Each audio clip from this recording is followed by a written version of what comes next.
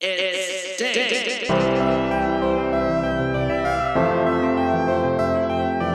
I hated this movie. I hated this movie. I hated this movie. It really doesn't I get much better than hated this movie. I Sonic the Hedgehog. hated this Hello movie. and welcome everyone to the Viewer Digression podcast, the show where we decide once and for all if audiences and critics got it right. I'm your host Jake Steinberg, joined by my co. We're gonna keep going. It's fine. Man, doing these intros, man. It always, I always tough, get a little bro. tongue tied. I get as far as my own name. It's all I know about myself anymore. Hey, I respect it, bro. One day I'm gonna give it a shot. But No, not please. today. Oh, God. But not today. Get me out of here. Okay. So once again, I'm Jake Steinberg, joined as I am every week by my co-host, Wil Turner. Wil. What's happening, everybody? Good to be back. Good to have you back listening with us. I'm Yeah. excited for today's episode. It's gonna be fun. So to this week, we're talking the first Snyderverse DC movie, Man of Steel.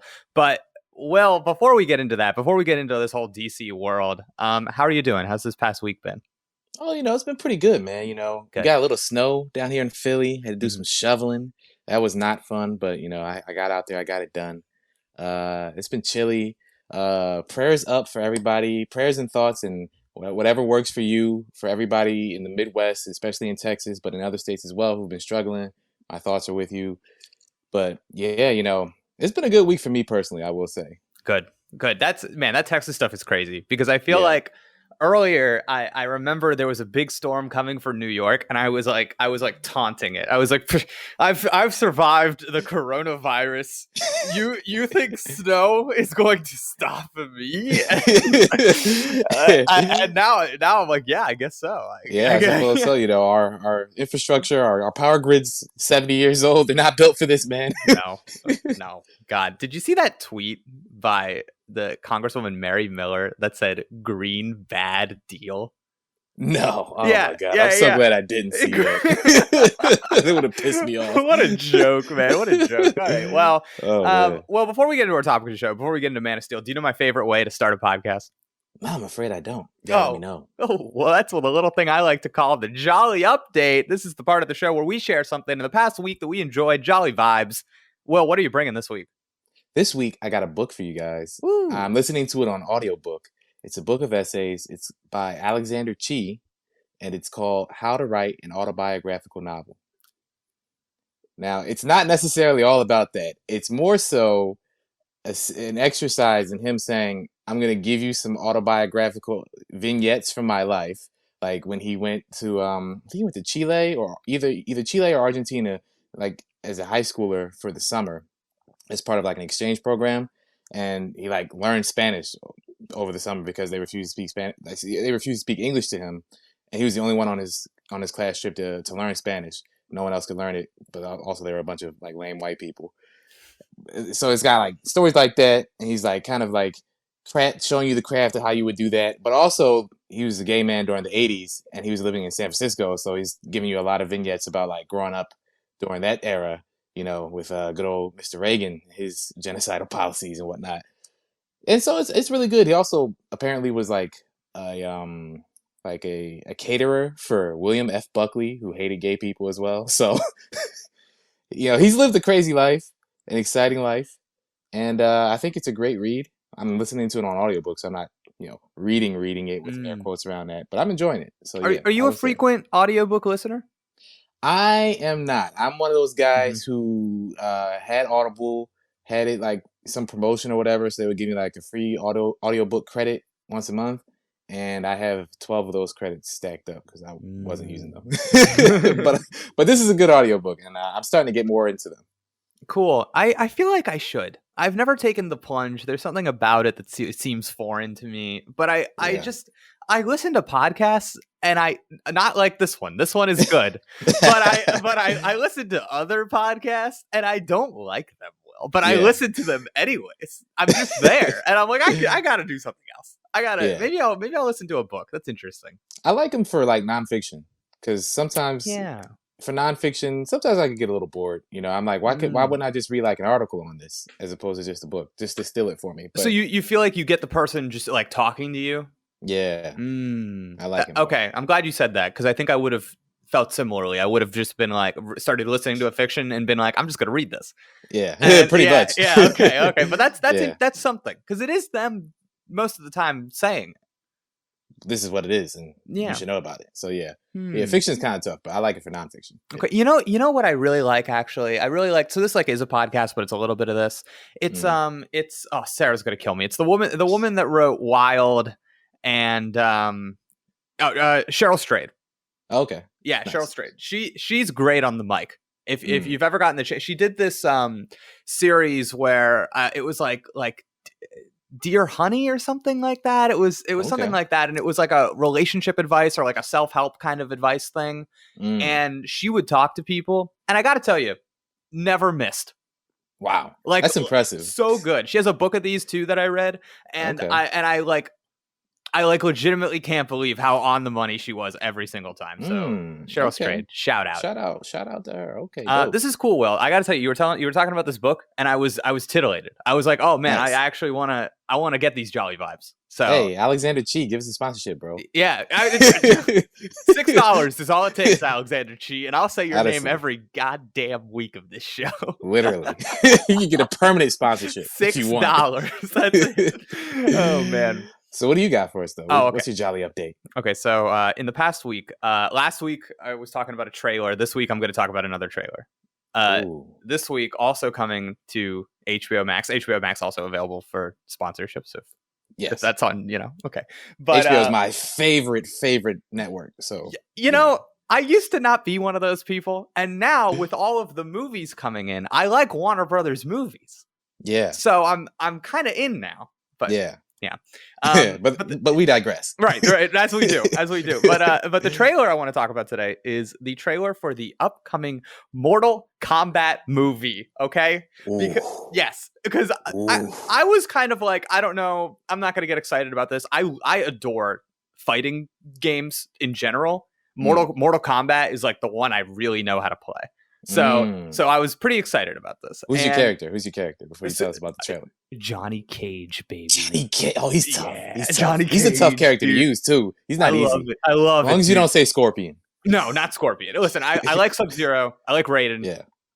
But Johnny Cage is funny. And I that's part of the love of Mortal Kombat for me. But my favorite thing about this trailer is that they will deliver a line every so often that's some line from the video game, some reference or something, and I'll go, ooh, that was a little rough. Perfect. And that's my read on that trailer. Is just kind of like the weird thing about that trailer is like I was thinking about this just as a thought experiment. Can you have a trailer for the first Mortal Kombat movie in a potential series and not say get over here? No, you can't. No, and it wasn't that bad, but it was something about that trailer was because something about Mortal Kombat is inherently like a little campy and stupid. Definitely. And I think the people making this movie they know it and they like it. They're like fans because it was like it had all this kind of stuff that I was like, oh my god, I hate it. I can't wait to watch. And but it also was like, well, did you watch this trailer? I did. Oh. My buddy Trey, who's been he's been wanting to shout out for the longest time. He's a shout out Trey because he listens to the show. That's my homie. He sent it to me on Instagram, and honestly, by the end, I had chills a couple times. Yo, the action was good. Oh, it was phenomenal. Like weirdly good. So I'm kind of pumped. There's a character in it that's Cole, and he's new. He's not in the games. Yeah, and he's like one of the main characters, and I'm very curious about that. The guy that plays Jimmy Olsen in the Supergirl TV show is playing Jax. He gets his arms ripped off at the beginning. Oh yeah, and that was brutal. And I gotta say, Jax has always been a ripped, strong, kick-ass black guy. Did you ever think that character and Jimmy Olsen would be played by the same actor? No. You couldn't even. What a connection! That's a good eye, right? I gotta give it to him because that is quite a resume. That is something that's kind of cool. That's impressive. Yeah. So, Mortal Kombat movie. I'm excited, like genuinely. I think I'll enjoy it, and I also think it's one of these movies that I'm happy to watch at home. Yeah, for sure. Yeah, I don't need to go out and spend $18 to go see this movie. Yeah, plus you gotta buy snacks and whatnot. Maybe you gotta pay for parking. Plus, could I get Sarah to go with me to the theater to watch Mortal Kombat? No. But you could get her to watch it at home. Well, she's stuck at home. She is watching this movie. Right. Gosh. Love it. Oh, yeah. man. Okay. So those are our jolly updates for the week. Great jolly updates this week. I would say so, for yeah. sure.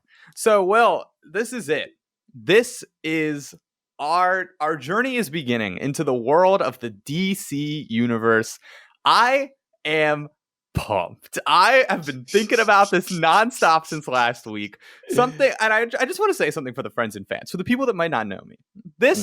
I have been preparing for this my entire life. If you are someone out there that you know me, maybe you don't know me, if there is ever any piece of media that I create that you are ever going to consume, this is it. Oh, this is the time to sit down and see, okay, let's see what Jake has to say. Because I'm ready for this. This I think I've got some takes here that are gonna hold on to your eyebrows, everyone.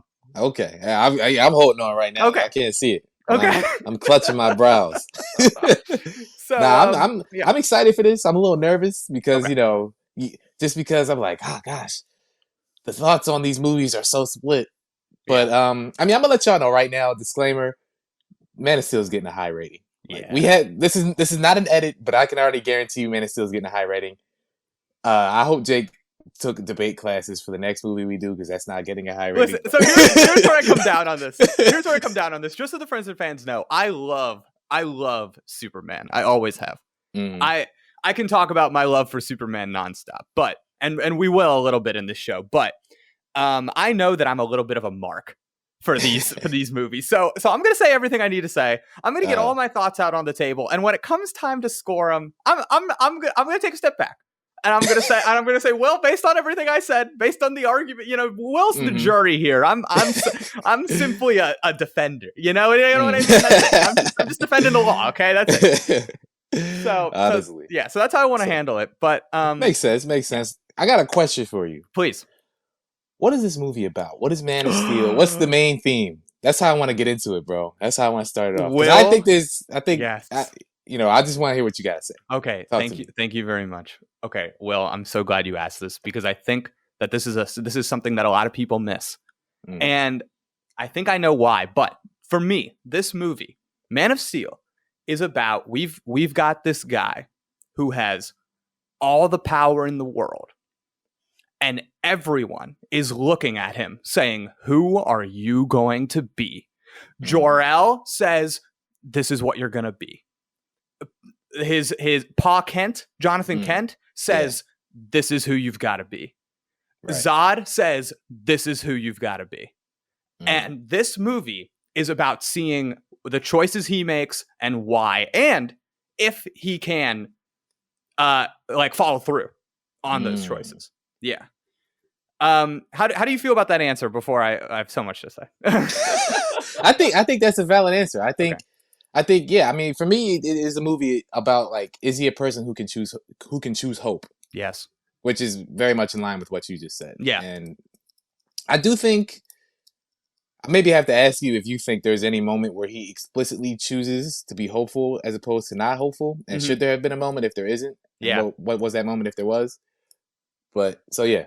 But also if you had something else that you wanted to go off of. Yeah. So I think first off, this movie starts with Kal-El, Clark Kent, as a baby. And I think just and we're looking at him as a baby. We spent a lot of time looking at him as a baby. See his birth. Yeah. and I think when the first thing a movie does is show you a baby being born, I think that there is kind of this implicit understanding that at least a part of the movie is about that baby's choices or destiny. Yeah. Yeah, you know what I mean? It's got that kind of like fable energy to it. It's got like, who is this new life going to be? Right. And I think like it's so cool to me the way that this movie goes out of its way to separate Clark Kal from everyone else and say, more than anyone who has ever existed, you have a freedom of choice. And I love how it's not just pointed at Clark. I think this movie does a really good job at even early on when Jor-El is talking to Zod, and it's like we're trying to figure out what we're going to do with the codex and everything. It's who will decide which bloodline survives Zod? You?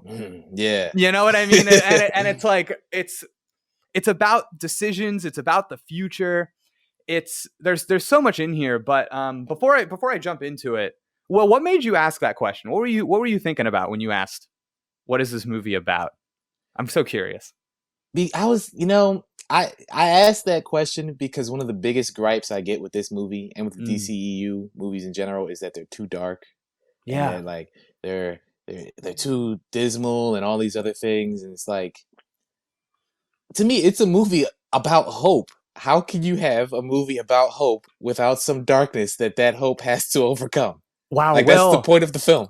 Well, that's such a great point. I think that's so let me like paint a picture for some people really quick. So this movie came out in 2013. And I think it's like a very different like superhero landscape than what we're looking at now. Definitely. And I think when we talk about Superman in specific, we're talking about before these movies, before the modern DC entertainment universe, we're talking about a character that is often criticized for being too cheesy and too boring.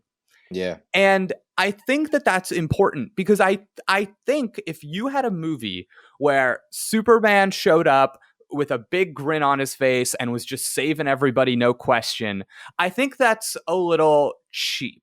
And I don't know how well that would have gone over. And I think what this movie tries to do is say, okay, what would it look like? And how do we get to that Superman in our modern world? And I think we eventually do get there with Justice League. Yeah. But yeah. And I think what these movies are trying to do is saying, okay, we've got Superman here. He's got the powers. We're looking at kind of like his genesis. And what I see in these 3 DC movies, this being the first one, is okay, Clark, who are you going to be? Him deciding at the end of the movie, okay, I'm going to be what we know as Superman. Right. In Batman v Superman, it doesn't work. And we see the fallout of him trying to be that and how our world pushes back against that person, even though that's who he wants and that's who he was trying to be. And then he literally dies for our world. And then in Justice League, we see, okay, now the only way he could gain our trust in this modern America is to die for us. That is the only way. And now we're going to let him be Superman. So what we see here is really just the birth of that idea that him finally thinking about how he fits in to this world, who he should be and who he can be. Yeah. I like that. And you asked, is there a moment in this movie where he decides to be Hope? And I really like this question because there's a lot in this movie. First off, I want to give a shout out to Henry Cavill. I think he's pretty damn good. Surprisingly good performance in this movie. Yeah. And that's something that really stuck out to me on this rewatch and I said it to Sarah when we were watching, I think he does a lot of acting with his eyes in a way that's like underrated. Yeah. And it consistently impressed me how he held back and wasn't ever overacting and just like really had a lot of control in his face and knew what he was doing. And then there were times where, dude, in the scene where Pa Kent dies, when he is in the car and he's got the hair coming down. Yeah. I was like doing something on my phone and I heard his voice and I looked up thinking I was going to see an actor that wasn't him. I was so impressed. I was like, whoa, he sounds like a kid. Yeah, honestly, I was like, is this guy 17 years old? Yeah. But to me, it's like, okay, so when we're saying he's going to decide to be Hope, what does that mean? And what does that look like? So I think, unfortunately, the moment is, I think he kind of decides in his head after he talks to his mom and they kind of like, and she has like the photo album and there's that like brief scene between them. But I also think that the moment is charged, if you will, when he actually kills Zod. And there's this little reckoning of it's not that he chose to be Hope, it's that it's almost this like painful I can't. It's I want to be this thing and I can't, and I have to accept that. And even in light of this horrible thing I have to do, I need to tell myself I'm going to be better. Right. And I think that's what it is, because I think he finally has this emotional catharsis when he kills Zod. And it is like, okay, my life is going to be different starting now. Yeah. You know, and it's like, okay, I'm going to go to the Daily Planet. I'm going to be Superman. I'm going to do this. I'm going to do, like, I really think that event showed him everything he could be. And there is this little bit of like, Zod wants him to be a destroyer. Yeah. And Zod's kind of right. Like Superman, like he couldn't achieve what he wanted to without destroying. Yeah. And I think Jor-El's a little bit right. And I think Pa Kent's a little bit right. Yeah, for sure. Yeah, but and we it's a complex movie. It is somehow it really is. But I think I'm getting a little bit ahead of myself. So let's do a little rewind here. So Wil, this movie starts on Krypton for pretty long amount, dude. It's like 20 minutes of Krypton. I forgot about that. I saw this movie in theaters like the week it came out. And I loved it then, and then I forgot that was even in this. Oh. And I was sitting there watching it again. I was like, this is gutsy, and it's awesome. Really gutsy. They like commit to showing you that world. They have all of these like cool design elements that you will never see again. Yeah. And the performances. I feel like I'm just gonna keep saying that. The woman that plays Laura? Yes. Yeah, his mother. His, my God. Yeah. Like emotional. She really doesn't have a lot to work with. And she like sells me on so much of that. I think Russell Crowe does a really good job, but I think she might be overlooked in those scenes. How for sure. Yeah. You know what that opening and a lot of this opening reminds me of? I never noticed before, but Syncope, I think that's how you pronounce it, which is Christopher Nolan and Jonathan Nolan. That's their production company. They helped like produce this. Yeah.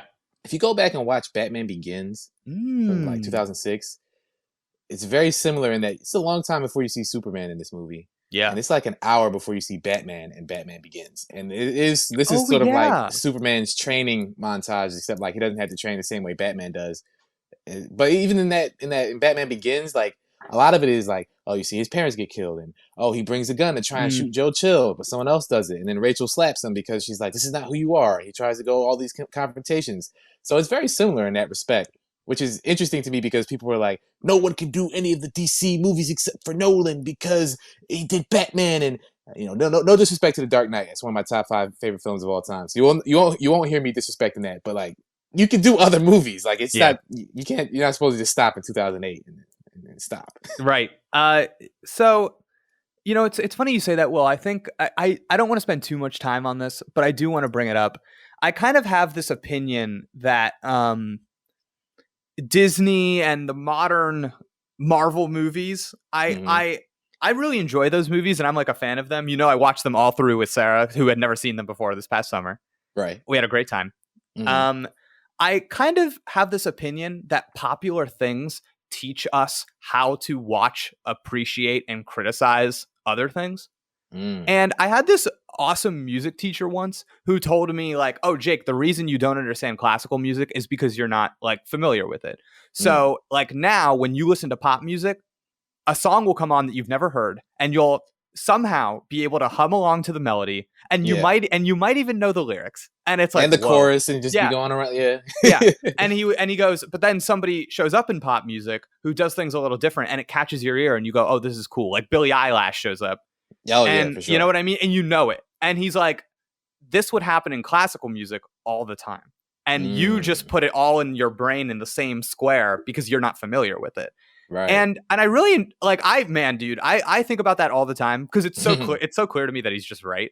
Yeah. But that's brilliant. Right. But I also think that there's like, in terms of quantity, there are so many more like Marvel movies than there are any other superhero movie.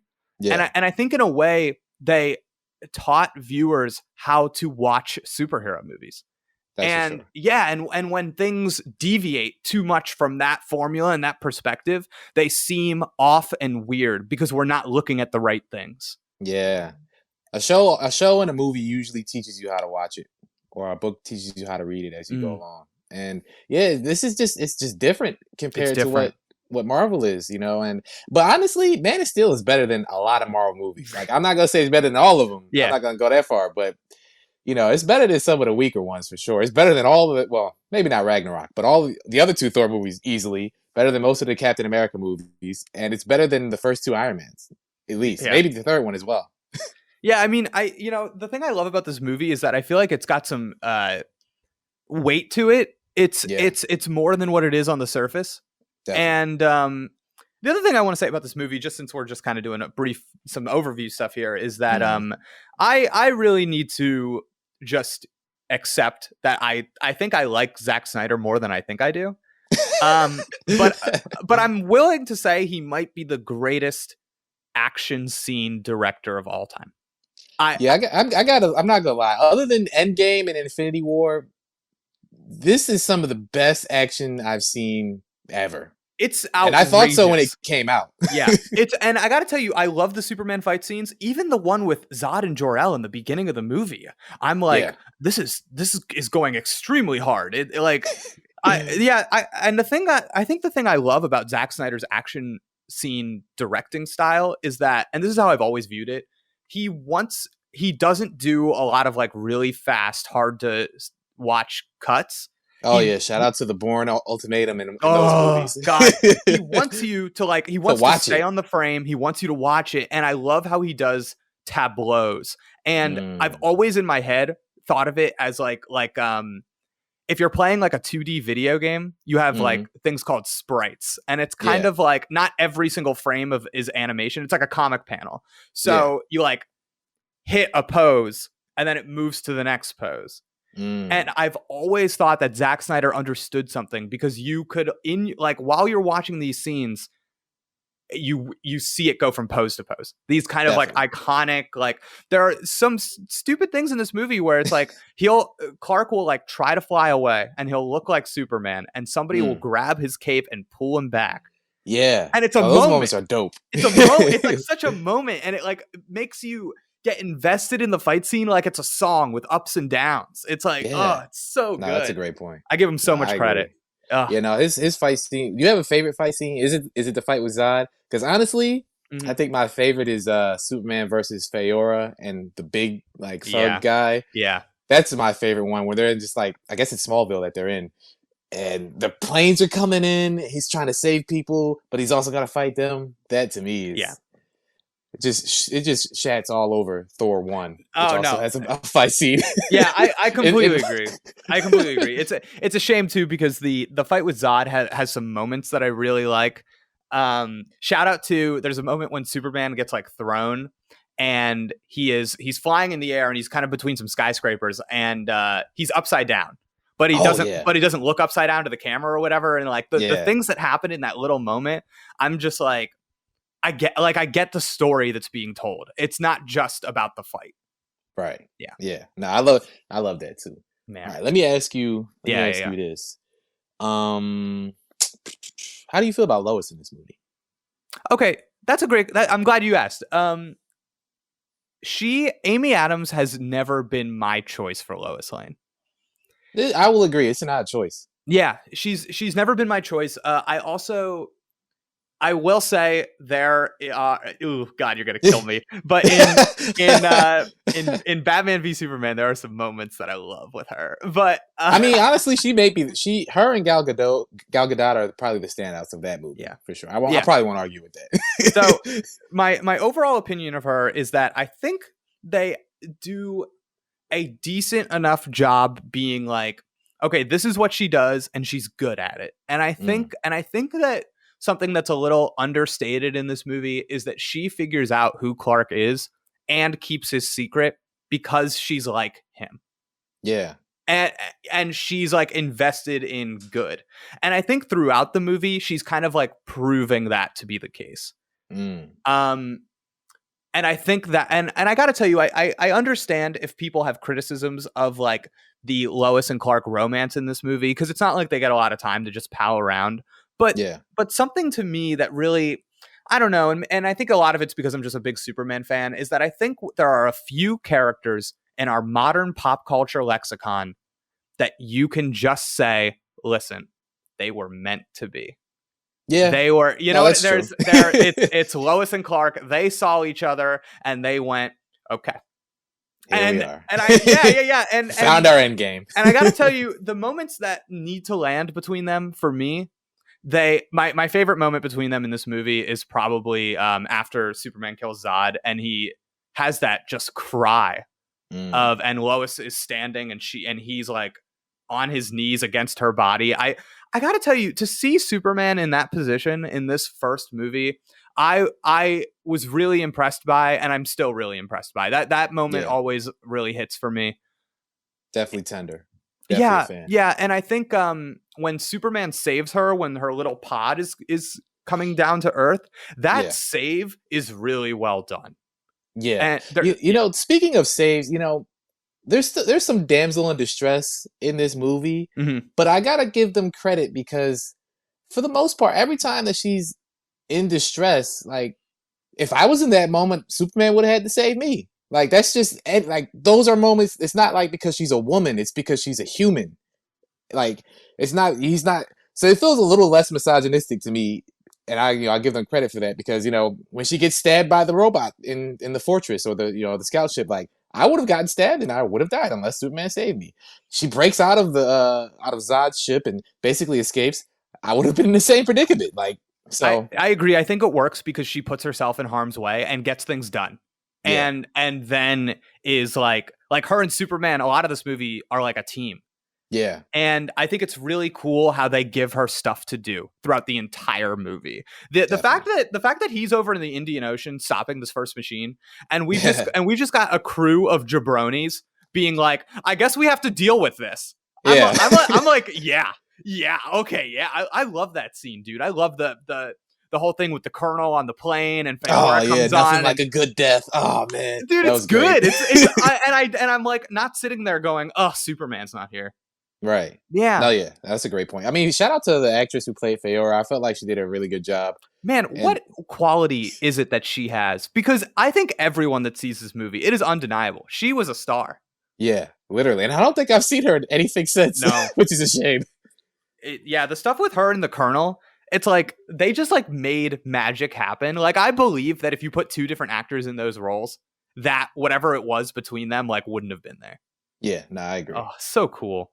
Oof. So, amazing. Will, something I really like about this movie is that the way that as a Superman expert, I'm always curious about the choices that are going to be made surrounding him, his powers, his upbringing. I really like in this movie how they lean into he is the last natural birth of Krypton. And we kind of, the whole movie, Jor-El is kind of like saying something about this. I don't know if you noticed, but like when he is flying around Krypton, everybody's in ships and he's on a creature. Yeah. There's something about the natural over the, since we talked about how this movie's about choice, like Zod is the general because he was born to be the general. Exactly. He didn't have a choice. He didn't have a choice. Bred for this.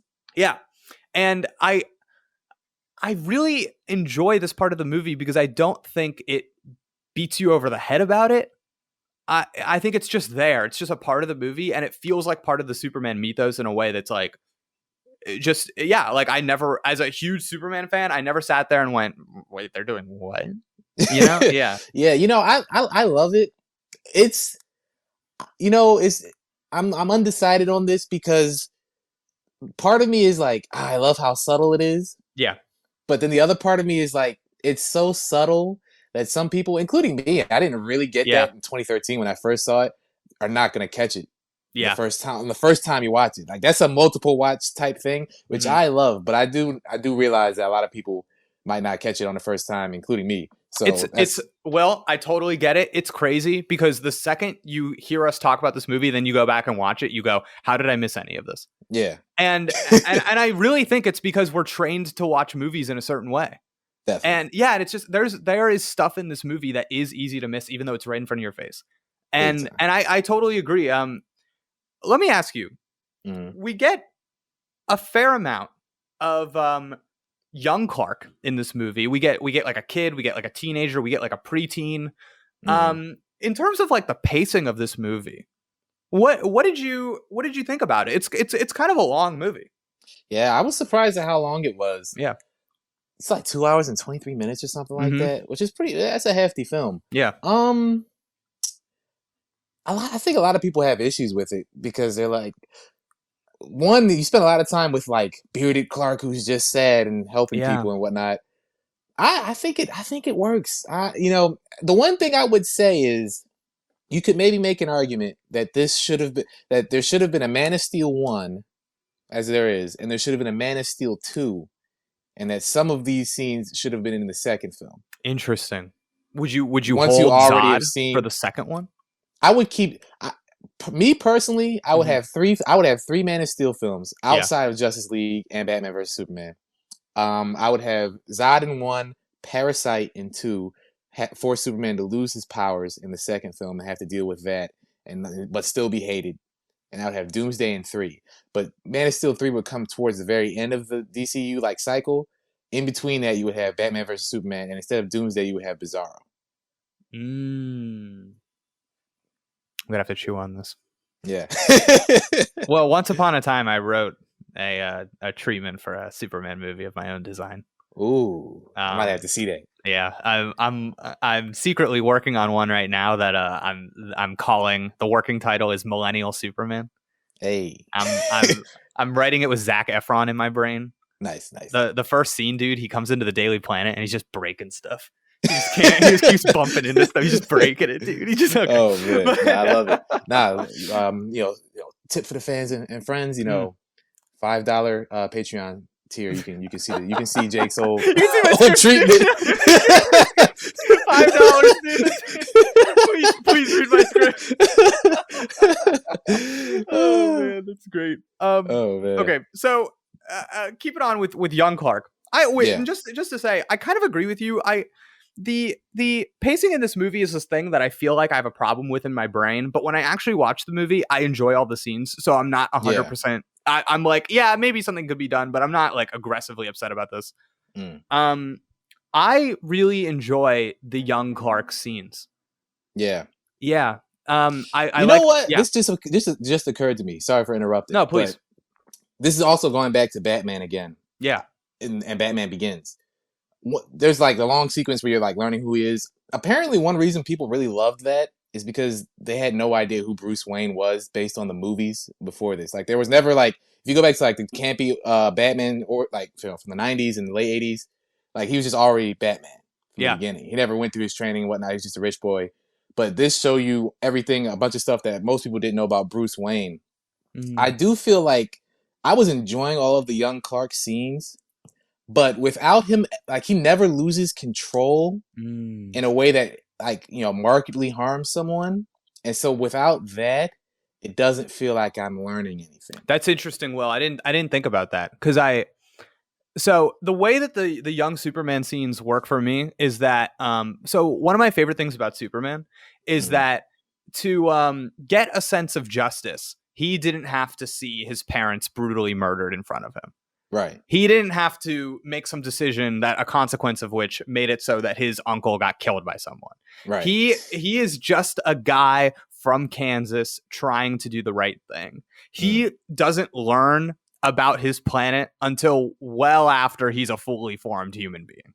Yeah. And I really like this about Superman. I really like that we get that scene of him and Pa Kent being like, okay, dude, like what's the deal with me? And he shows him the spaceship, and the kid says, "Can't I just keep pretending to be your son?" Yeah. No, I love that scene. Because that's who he is. Great. He thinks he's not Kal-El. He's until somebody tells him he is. Right. He's just Clark. Yes, and I love that about him. And I think like what I get out of this is I see what you're asking for. I see what you're saying about like this guy holds a lot of power and it could go the wrong way.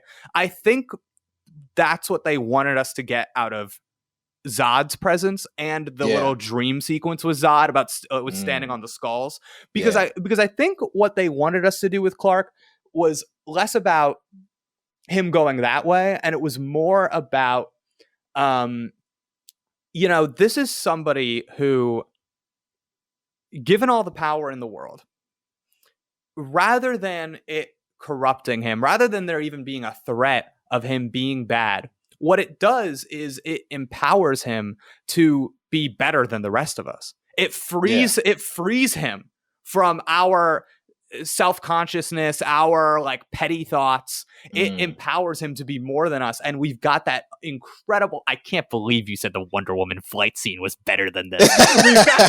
we've got that incredible flight scene with the Jor-El speech that it gets me every time about how, because it is the best thing about Superman, about how we are going to get to see somebody with all the power in the world, and they're not corrupted by it. They use it for good. And that is the beauty of Superman. Like in a world where we just got through President Donald Trump, in a world where like every single person I know, every billionaire, every whatever, the people that have the most power in the world, it corrupts them. To see somebody who's given more power than any of them, and for it to free them from the shackles of like human failure, that to me is like, if we really had a Superman, we might look at him and be like, oh, I want to be like him. Yeah. Yeah. No, I like that. I like that. So let me pose this to you then. Okay. Instead of him messing up with his powers, if you've seen Superman Returns, I'm sure you've seen the other Superman movies as well. Yes. They didn't do it in this film, but usually there's this trope where it's like Superman has to save the world. Yeah. He has to save Lois. Yeah. They didn't really do that in this film. No. But if I were writing this movie, when Pa Kent dies in the tornado, yes, I would have made Superman have to choose between Pa Kent and saving some regular folks. Other people, the crowd. The crowd. Okay. Instead of making it about his like keeping his secret. And I think that would have been more powerful. Can I tell you something crazy? I think there's a line in this movie that explains why Pa Kent has to die. What is it? So Clark is talking to Jor-El computer for the first time. And Jor-El is like, and he's explaining what happened to the planet and blah blah blah, and at one point Clark is like, why didn't you come with me? And he was like, I was just as much a part of the failures as my planet, you know. It was we were doomed. I was tied to my planet. And I think the reason that Pa Kent dies is because he knows that if Clark were to reveal himself in that moment, that he would be at the mercy of his planet.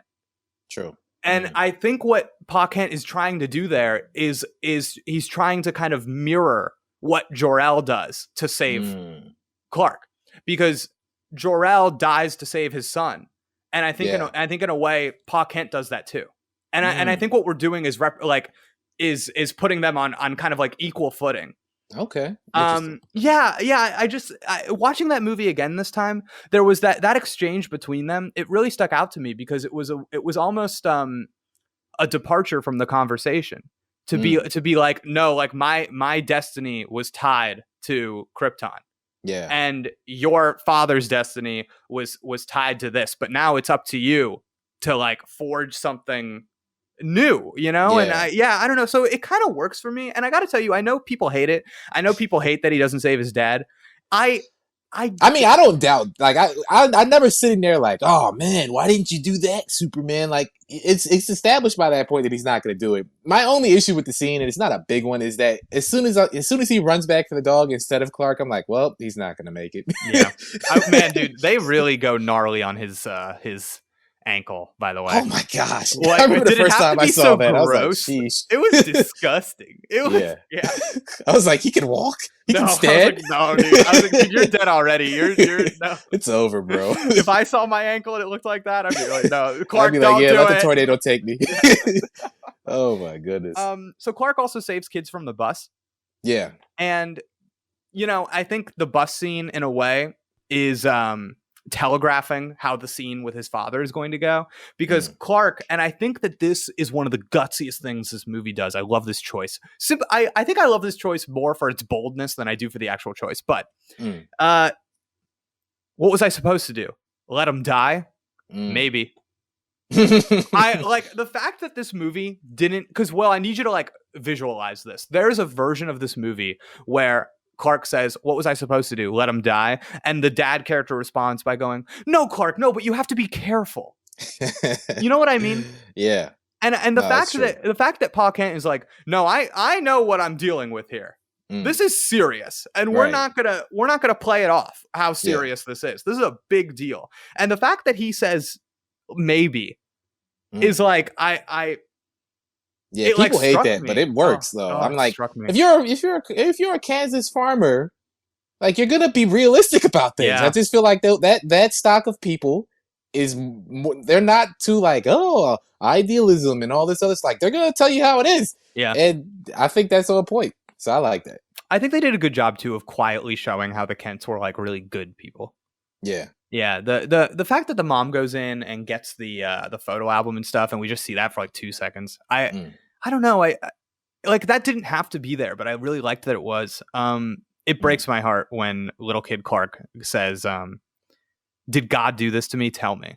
Oh yeah, no, that like is rough. like man, it's like it's they like the pushback. They want you to know that he thinks of himself as like a kid, and there's like some weird thing with him. Like it's man, it's so cool. I really like it. And it's funny, that scene ends with Pa Kent saying, you know, like, even if it takes the rest of your life to find out why you were sent here, like that's what you've got to do. And I love that. It's yourself. like, you've got to find out why you were sent here. And to me, I was like, oh, there it is. That's the movie. That's Oh, so man. Cool. Let me give a quick shout out to the score. Hans Zimmer. He was killing it. Oh my gosh. I was sitting here like, ooh, this is amazing. Really, really outstanding. The theme in this movie, the main theme, is just those like few piano keys. It's like twinkling. It's iconic, like instantly. It feels like it's always been a part of Superman. Man. Well, how do you feel about the fact that Metropolis is just fucking destroyed in this movie? All right, so I had this opinion when the movie first came out. Yeah. I hold to this opinion to this day. Okay. This is what I've always wanted from a Superman movie. Yeah! That is what I have been waiting for. And I think everyone's complaints about the Metropolis being destroyed are probably bogus. We might have to have some people on the show to push back on us for this. No, Will, what is wrong? What is wrong with these nerds? That free the city is getting destroyed. Everybody's fine. There are consequences. You know, when the Greek gods and them, whenever they came down, shit got blown up. Yeah. So, and that's what's going on here. You know what I mean? God. I mean, it's an alien invasion. Are you going to tell me it shouldn't be cataclysmic? Like, I don't get it. I love the destruction. And I think it plays in to the fact that, like, Superman doesn't want this, but like, he couldn't help it. He wasn't ready yet. Like, this movie is about him deciding to be Superman. That's why it's called Man of Steel. Yeah. And if he was already Superman, there wouldn't have been as much destruction in the city, but he wasn't.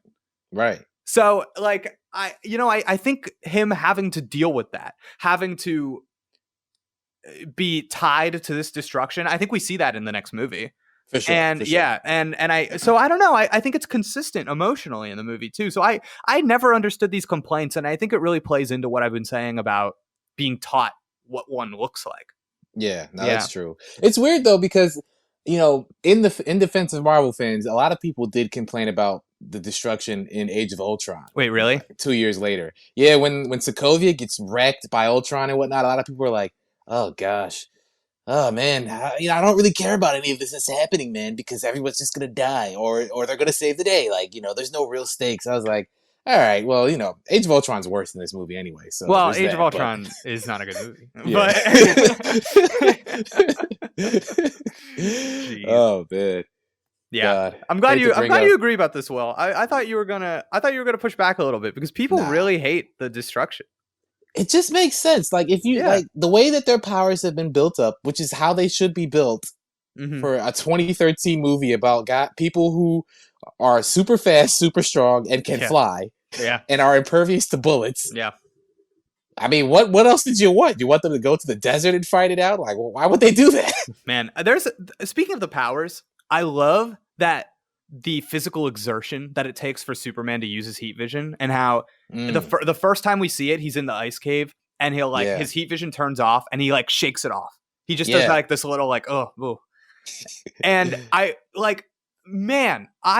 think that was new. I think that was an original idea for this movie with Superman, that it was this kind of, and that's consistent throughout the other ways he uses his powers when he flies. And it's like it's like a muscle that needs to be like built up. Trained, yeah. Man, it's so cool. Those parts of this movie really impress me. The realization of this guy and what it looks like. And I think that's like Zack Snyder stuff. Oh yeah, I mean, you know why people don't like this movie? It's because he doesn't use his X-ray vision enough, and there's no like, oh, a lead box that I can't see through. That's why people don't like this movie, dude. Well, I literally was like, I couldn't help it. I was watching this movie, and every so often I'd lean over to Sarah and I would go, see, what people want is for when he saves Pete in the IHOP to go, hey, Dick Splash. Like that's what people want. Yeah. And when he's flying for the first time and he crashes to the ground, they want a close up on Superman and for him to go, I gotta go again. Just to make it just a little comedy in there. Yeah, nah, that's true. That's a fact. But that's what you need for a Flash movie, not a Superman movie. Right. You don't need that. People made some jokes about this movie with the S. Yeah. I mean, I enjoy the memes. I think they're funny, but also like they're not legit. Like no, I gotta tell you, listen. I understand that. Oh, once again, I'm a complete mark. Okay, but I stare at the Superman S and I go, listen. If you told me this wasn't an S and it just ended up having that whole thing, is it really that hard to believe? Is it that far-fetched? It's not exactly an S. It isn't. And also, there's a Kryptonian who's been free on Earth for 15 to 18,000 years. Because there's an open pod in the scout ship, which is probably Supergirl. But Supergirl, dude. It's entirely possible that the Kryptonian alphabet and the English alphabet have some overlaps, as well as, you know, the Latin alphabet overall. Like, it could happen, but they don't have to mean the same thing. Yeah. Like, there's an in-universe explanation for it. I still think the memes are funny. No, the memes are incredible. No, I embrace every meme. That's part of the enjoyment of these movies at a certain point is, you know, the fact that Snyder Cut trailer had the Joker being like, we live in a society. That's a 10 out of 10. I would never tell anyone not to do that in their movie. Yeah. So, man. But no, yeah, I like it. I think it's I don't know. I just like it. I like his costume in this movie too. I think you don't have a problem with no red underwear. Remember that was a thing? You know, I got to tell you, I was a pretty big fan at the time of the what was called the New 52 DC Comics when there was like there was a reboot, and that was the first time they got rid of his underwear, and I was a fan of it. So when this movie came around, it wasn't like the most shocking thing to me. Right. But I know it was to a lot of people. No, I think his costume looks good. I also think that Henry himself is a little leaner and less like huge than he will be in future movies. And I think I think it fits Superman for me more that way. So I like that part of it. His hair looks good. I think he's losing his hair a little bit like me in the future. You know, that hairline just keeps moving. Creeping back on you. And I think Henry's going through the same thing, so I don't feel that bad about it. Right. But yeah, he like looks real. He looks like Superman to me in this movie. So I got to tell you, I don't like his Daily Planet outfit. Oh no. No, I hate it. He's okay. And let me tell you why. He's too cute.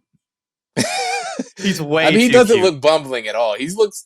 I'd be like, oh, Clark Kent, you're about to win a Pulitzer in a couple years, bud. All they needed. You were built for this. All they needed to do was throw some big ugly jacket on him, like a big blazer that was like 2 sizes too big.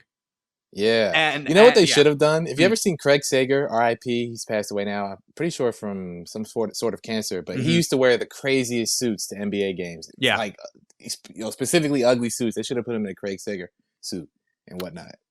Honestly, I wanted to notice it a little bit more. Yeah. And I think, those really old Superman movies are very good. Yeah. And first 2. Yeah, and obviously they have problems because of their age or whatever. But 1978. But Christopher Reeve, his whole thing, I encourage anybody to look it up on YouTube. When he switches between Clark Kent and Superman, it's legitimately like magic.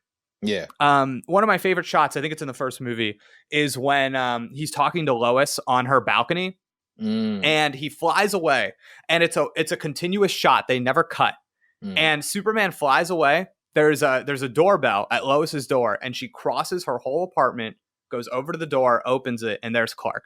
And what he had to do was change into the outfit really quick and go into, and the fact that it's one continuous shot, it like brings the magic of Superman alive. Definitely. And I think like, and he also did his little like, oh, I'm slouching and I got my shoulders in. And then when he becomes Superman, he like stands straight and he gets big. And I wish we got a little bit more of him being like a loser. Just like in a moment. But I think the vision is just that he's not a loser. He's right. You know what I mean? He's just a guy. Right. Yeah. And so I get it. He's, you know what I mean? But yeah. Yeah, but I agree with you. I would have preferred to see a little bit of that, you know. Shout out to Superman 1, 1978, the most expensive film ever made at that point in time. $55 I didn't know that, Will. Yeah. Man, that's crazy. Yeah. $55 million? Yeah, that was the budget. That seems like a lot for that time. Yeah, it was crazy. I think the most before that was like 20. They really went all out. Okay. Let me consult my notes here. Let's see. Yeah. The scene towards the end of the movie when Clark is talking to his mom about his dad. Yeah. And we get that little flashback of him as a really little kid wearing the cape with the dog. Yeah. I got to tell you, I love that scene.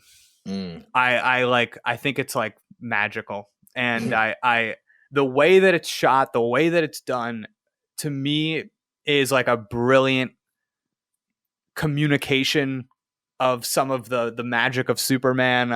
I think, like, I gotta tell you, I really just, like, watching it this time through, it impressed me because I think I had to face facts and be like, man, Zack Snyder can kind of just, like, be a little bit of an auteur when he wants to be.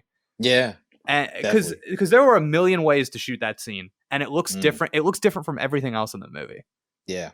No, I like that scene a lot. He's skilled. Zach's got some skills. I'm not going to lie. I like him a lot. God. You know, people give him crap for Watchmen. Honestly, that movie's pretty watchable. Even though it's long.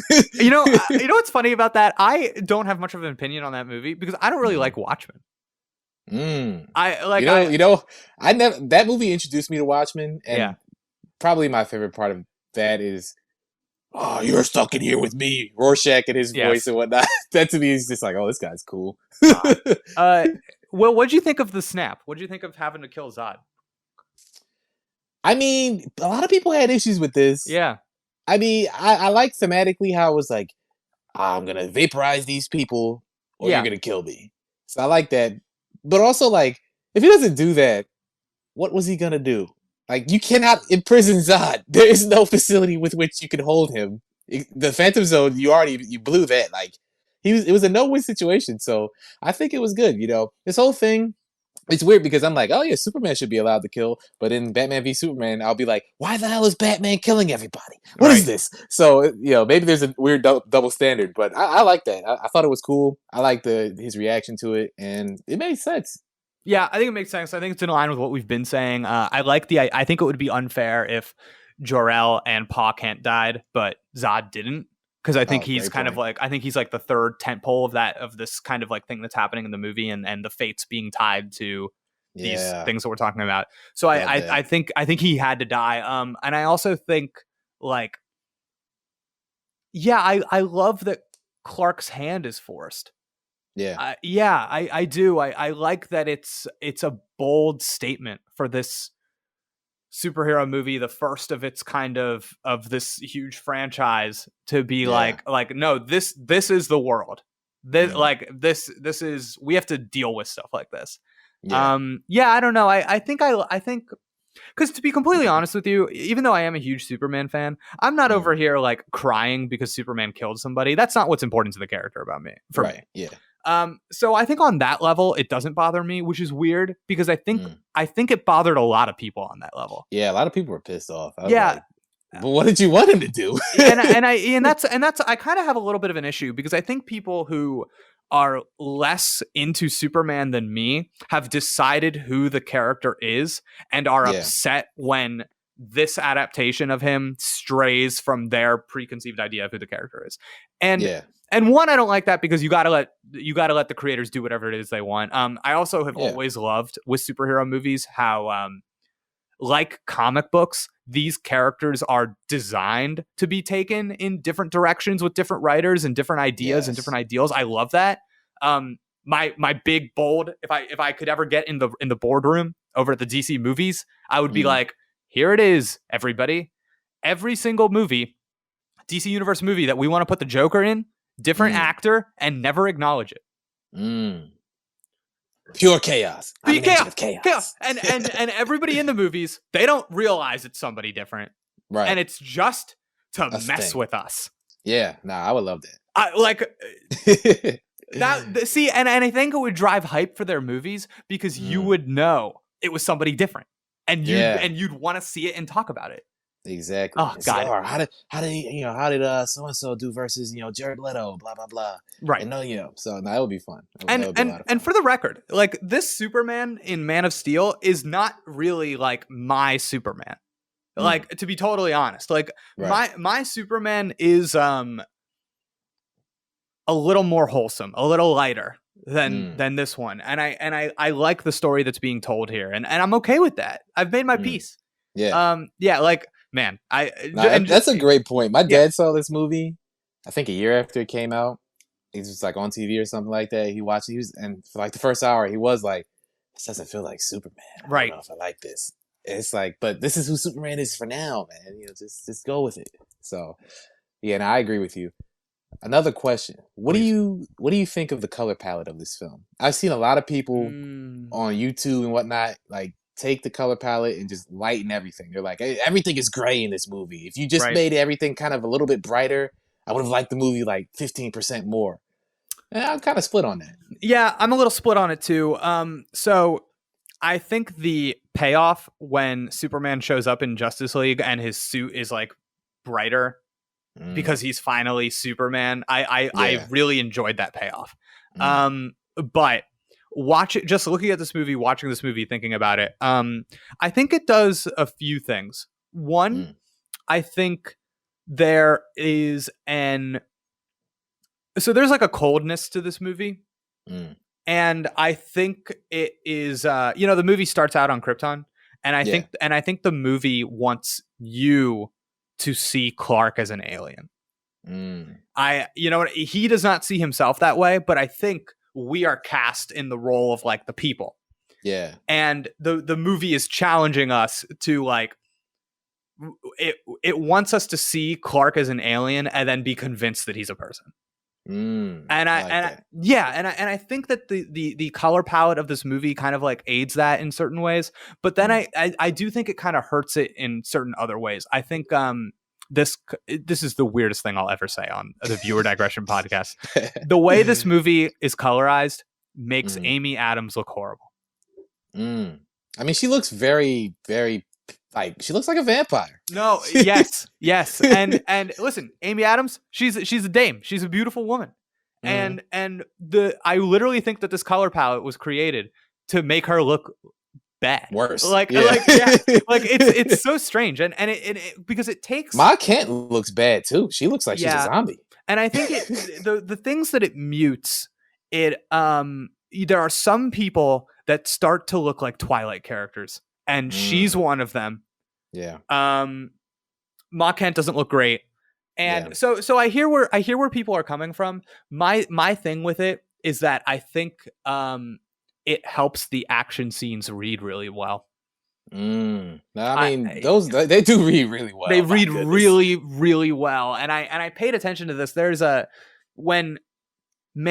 some stuff that looks good in this movie, and I don't think it would look as good if it had a more normal color palette. When Superman's thrown into the bank and he's crushed up against the vault. Yeah. Those like crushing metals and like the blues and the blacks combining and the shadows from him and the lighting of his suit and the way that everything's kind of going off there. If that looked more like a normal scene, it wouldn't have looked as That's true. There's like there's the tough metal look to it, and I kind of like it. Yeah, so probably works for the alien suits too, like that Zod and Fayora wear. I mean, I gotta say, Fayora looks great in the color palette. Imagine they were just like, oh, well, this is the one that works for Fayora, so that's the color palette now. Everyone Yeah. else could look like trash. A part of me thinks it was done in service of Henry Cavill. Because he looks pretty good in it. Man, he looks really good in it. And it's like you get a little shine off of his hair. You get a little there's I think they might have been looking at him and being like, okay, we're gonna set everything up for this, because man, there are we spend a lot of time in a really cold environments in this movie. That's true. Yeah. And those scenes are incredible looking. Yeah. I'm oh my God. I'm in the Nordic North. the random B-roll, I'm sure you remember this, Will, of the polar bear. Oh yeah. Jumping on the ice. I was like, why am I so interested in this? Yeah. Why? This is better than National Geographic. It really was. It really. So I I'm not a color expert. I have a friend who is a colorist in Hollywood. So maybe I'll ask what he thinks about this and report back next week. Oh, yeah, dope. That would be nice. Yeah, it never. I understand the complaint, because we see the Marvel movies and we like them. So we see that this is different and we know that it's edgier, and we go, oh, it's bad. Yeah. And I'm trying to ask myself, is it really? And I think my answer is, when I'm watching the movie, it doesn't bother me until Amy Adams. Unfortunately. I hate that that's the answer, but that's how I feel. Yeah. I feel you. No, that makes sense. I mean, there's a lot of things in this movie where I'm like, no, this is great, until just one thing happens. It's like, I don't really know if that works. I mean, the dark color palette works amazing for the tornado. I don't want to see the tornado in bright Oh my colors. God, you're right. It does. Just thought of that. That is a really great example of when it works well. There's the way things are flying around, and you're right. It's very good. But I will also say they missed an opportunity to put some rain in this movie. You're gonna have such dark colors. You gotta have some rain. The next movie in our docket's got some rain, baby. You know why I don't think it has rain? I think rain's a Gotham thing. Oh, you're right. No, that's true. You know It doesn't I mean? rain in Metropolis. No, That's it's never true. rained in Metropolis. No. Superman Only across carries the river. over all of their water in buckets. Yeah. That's a great point. Yeah. Oh, man. Cool. Oh, yeah. So, I don't know. Want to check the Rotten Tomatoes score? Oh, yeah. Oh, man. I have not looked at this, Will. I checked it a little earlier. Oh, no. It's not too bad. It's not too bad. You're going to be more pissed off about other ones. Okay. Yeah, you're right. I am. Okay, so let's see. Okay, we got a 56% from critics, 75 from audience. Hey. Yeah, 75 from audience is pretty good. Man, audience likes this movie. I remember coming out of the theaters and talking to my friends. I will also say this is one of the few movies where it's like, I'm so glad I saw it for the first time in theaters. It's a totally different experience watching it in a theater on a big screen with the huge speakers as opposed to watching it at home, even though it's still enjoyable, way better in theaters. But I would come out of the theaters and people were like, yeah, I liked it. How much I like it and how much I love it is sort of dependent upon what they do next. That's how it'll live. However the sequel does, and however many consequences Superman has to deal with in the sequel, is how will determine whether I end up loving this movie retroactively or whether it falls a bit. Interesting. Is what a lot of my friends were saying. Well, are you on the Rotten Tomatoes page right now? Do you have it in front of you? No. Okay, there is a picture on the photos section, just if you scroll down the page a little bit, and it's of Lois going to Perry White's office, and she looks great. So maybe I'm a psychopath. Maybe they didn't do it as much in certain scenes. Man. Oh wow! First of all, that picture is a completely different color palette than all of the other pictures right next to it. No, I know. So is there a chance that it was altered because this was not a Superman related scene? Maybe it could. That you might be onto something. Now I want to go low key and rewatch it again. Well, this is freaking me out. I can't believe, because looking at that picture against the three that are next to it, it's like a different movie. Yeah. Wow. Now that's deep. Okay. So yeah, so the audience reviews really like the action scenes. I'm seeing a lot of people mentioning Clark character development is something that they enjoy. If I look at the critic reviews, so let's see what's the pull quote for this movie. Man of Steel's exhilarating action and spectacle can't overcome its detours into generic blockbuster territory. Whoa. Wow. See, that's and can I tell you where I think that comes from? What? I think it comes from taking the movie at face value. I think if you miss all of the like second layer of the text, you see like a very simple like action blockbuster in front of you, and I got it. And maybe I'm a psycho. The thing I really like about this movie is that it's not that. Yeah, it like gives me something to talk about. So I don't know. Listen, I like it. I like it. Well, there's no I am Iron Man, so people are like, it's not doing anything new. Right. Well, he should have revealed his identity. This never came up, by the way, and I just want to get a quick take from you. Michael Shannon in this movie. What's your take? He was pretty great. I wish he was on screen a little bit more. Yeah. Truth be told, I wanted the movie to spend a little bit more time on him in the beginning, like it did for Jor-El. Yeah, because when he comes and he storms in and he's like, "All right, this is a coup. We're taking over." I mean, at first I'm like, obviously I know Zod's a villain, but like if I'm just watching the movie, I'm like, well, he's on the same side as Jor-El. Jor-El was literally just telling this council of fools that you're gonna get all the Kryptonians killed. And Zod is like, you're going to get all the Kryptonians killed. Clearly, you don't deserve to rule. It's only once Jor-El points out, which we never really get to see in the opening sequence, that, Zod is a genocidal maniac. Right. But Jor-El tells us, he's like, so you're just going to pick the bloodlines. And at that point, it's like, okay, so he's evil. But other than that, like, I would, I would take a Zod prequel movie with Michael Shannon, for sure. Dude, Michael Shannon is kind of like a good actor, I guess. Yeah. Yeah. And he's a really good supporting guy. I wouldn't watch him, like, lead a movie. But as a supporting actor, I would hire him. Dude, he's a little gross sometimes. Yeah. Yeah, you know what I mean? He's a little like I don't know, like they give him this weird haircut. He has a look in his eyes that looks. He does. He looks like he's a psycho. Well, do you remember before he figures out how to fly, when he crawls up a building on like all fours? Do you remember this? Yeah. Yes. Okay. Yeah. No, one of my favorite parts of that. I love that. Who came up with that? Who was like, okay, when he goes up the building, he's gonna be like, like it was crazy. I am Spider-Man on steroids. Oh man. Low key funniest thing that in this movie, funniest scene, laugh out loud funny for me, is when the buildings are crumbling. And they grab Jenny, and they like someone somewhere, probably Zack Snyder, on the set of this movie made Lawrence Fishburne run. And he's hoofing it, bro. Every time I watch this movie, I'm like, Lawrence hates this. Yeah, he's like, why did I sign up for this? I thought I was gonna be J. Jonah Jameson. Yeah.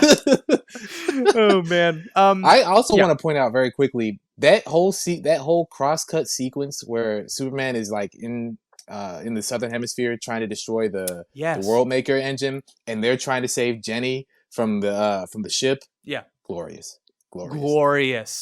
Dude, it's a top 3 scene in the film. Man, we didn't talk about that, but when he's defeating, honestly, it feels like that because it's so epic. Yeah. But when man, I can't believe they accomplished that. Good for them. He's literally fighting a machine, and I'm like, nature versus artificial.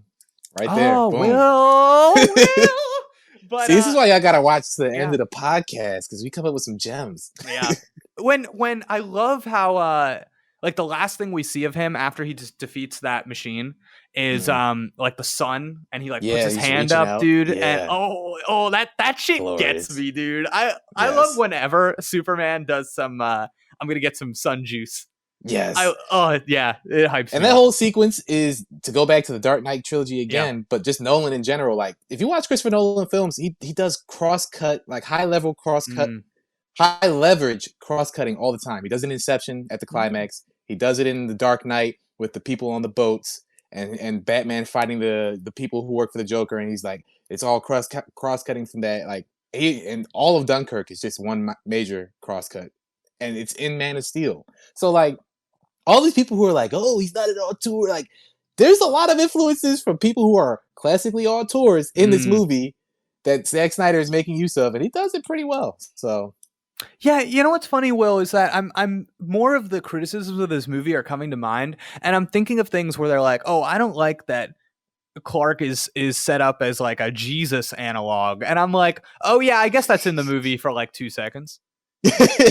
And you know what I mean? Yeah, I'm looking at the page, and there's a lot of complaints about that, and I'm like, all right. I mean, every movie has someone with their hands out when they're falling or something. Like that's literally all of Western film canon. Like, I kind of have a hot take about that, by the way, and I think the movie wants us to look at these characters like they are gods, but also for us to know that they're kind of like faking it.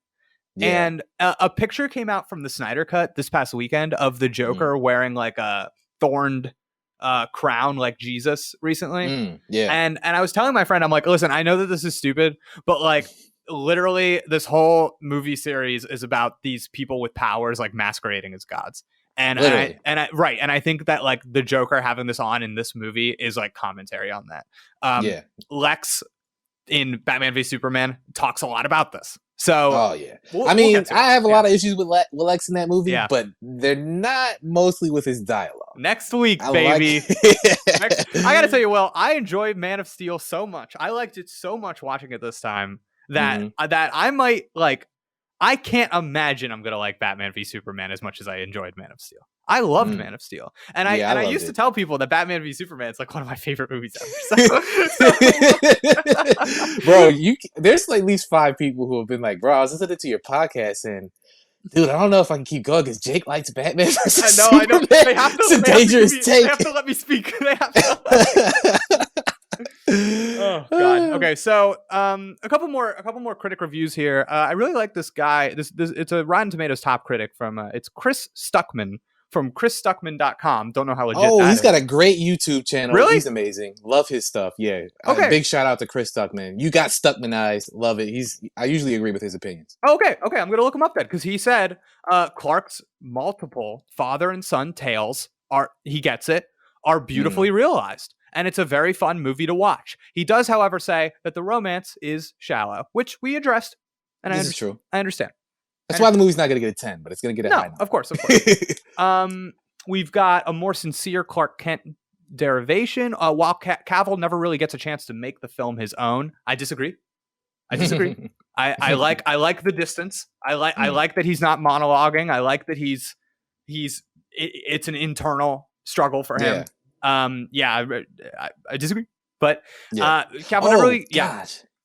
I talk about when.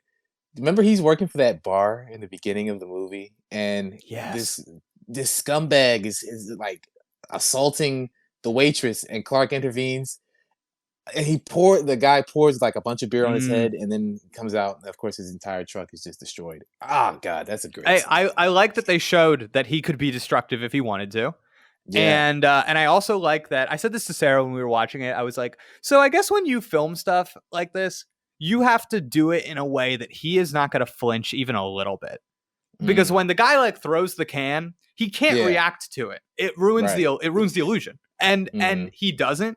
And I'm always like, oh, I love Superman the Wall, like when he gets punched and it's like you just punched a wall and he's just looking at you. That's a classic Superman thing. You know, the Brandon Routh Superman Returns movie is god awful, but one of my favorite things it does is somebody shoots Superman. The bullet going into his eye. Yes. Oh, I love that. That was such a hype scene. Genius. Literally genius. Yes. I'm not going to blink at this bullet. So good. Yeah. Okay. I will say these critic reviews. So we should just say, in case our viewers don't know this, Rotten Tomatoes is not necessarily like, okay, we're going to give this like an A, B, C, or D. It's saying how consistent is the critical consensus. Yeah. And this movie has like a 56% on the tomato meter, which means it has like a very split consensus. Whereas and like a movie that had a 0 would be, we all agree it's bad. Yeah. Universally right. So this movie is very split. It's almost as split as you can be. So it's not necessarily that it's like a middling movie. It's polarizing. Polarizing, right. So with that in mind, Will, for the Viewer Digression podcast, for our show here, for our ratings, where the points matter. Yeah. Out of 10, where do we put in Man of Steel? I've been feeling a 9 for a long time, bro. I've been feeling a 9. Yeah, me too. It's a 9 out of 10, bro. I think it's a 9 out of 10. Yeah. I think that this might be the episode where people stop listening to us. No, y'all gotta listen next week because we're not. He's gonna have to work extremely hard. Oh no! Listen, well, I'm going full psycho next week. I'm gonna have as you should. Honestly, I might not even talk. It might just be a Jake episode, where he just goes on for 2 hours, and at the end I come in and I go, "You're wrong." If there was ever an episode, if there was ever an episode that I would bust out a video version for with diagrams, it'd be next week. But okay, so I agree. I think 9 out of 10. I'm extremely happy with that. I love this movie. Yeah, no, this movie's great.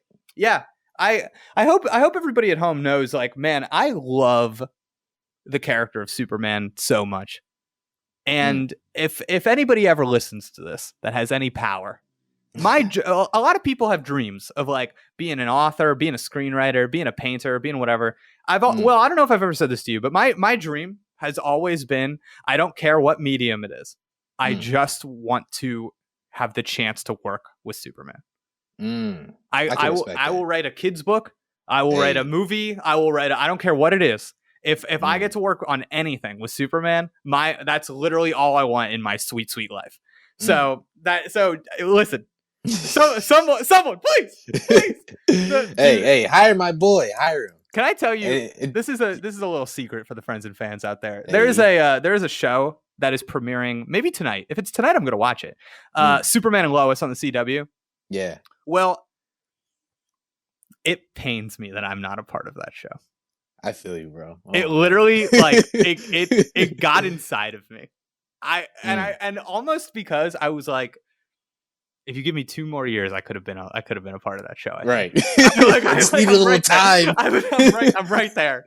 Oh man. So, man. No, yeah. I feel that. I feel the exact same way, but about Star Wars. So. Oh well, that's you're gonna keep getting burned by that one, baby. Yeah, that's a whole lot.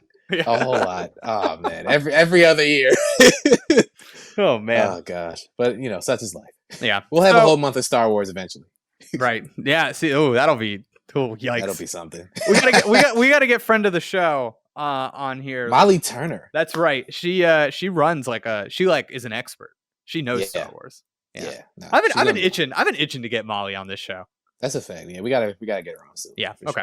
Sure. She not for DC though. I was talking to her. She said, "Nah, you can leave me off of the DC movies." But after listen, I still want to be friends with Molly. So Yeah. All right.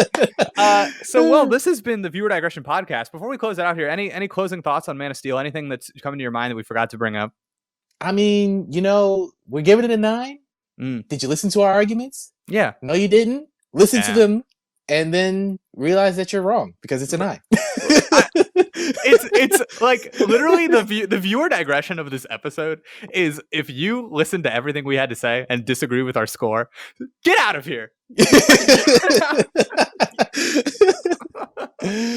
Oh man. But as always, if you vehemently disagree, let me know and we'll talk. Yeah, slide in the DMs. We got a couple social medias. Yeah, we in there. Let us know. So next week we will be watching Batman v Superman: Dawn of Justice, baby. I can't wait. It's going to be a fun time for all. Please get excited. Tell your friends. This is really, I think, the definitive watch party leading up to March 18th, the Snyder Cut. 100%. Tune in to see if we give it a higher rating than Bridgerton. Cool. Back of the box quote: better than Bridgerton. Better than Bridgerton. Oh man. We didn't talk about how last week was Winx. Yeah. We just skipped over it. It's a forgettable show. Pain, dude. Pain. Oh man. All right, so I guess it's got a season 2 though. Yeah, I saw that. Yeah. I guess it's gonna do it for the show this week. Definitely. As always, this is the Viewer Digression podcast, the show where we decide once and for all if the audience or critics got it right. In this case, they were wrong. Exactly. Thanks for listening, guys. And as always, sending hugs to my lightning bugs. We will see you next time. I hated this movie. It really doesn't I get much better. hated this movie. I hated this movie.